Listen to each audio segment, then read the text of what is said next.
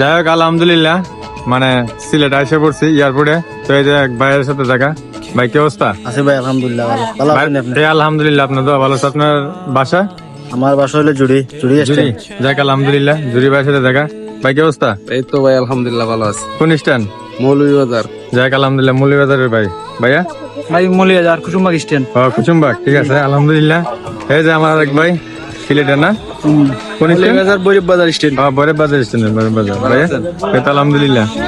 আমার বাড়ি হলো কুলাউড়াটি লাগাবে। যাক আলহামদুলিল্লাহ, এই যে দেন আমার যাত্রী।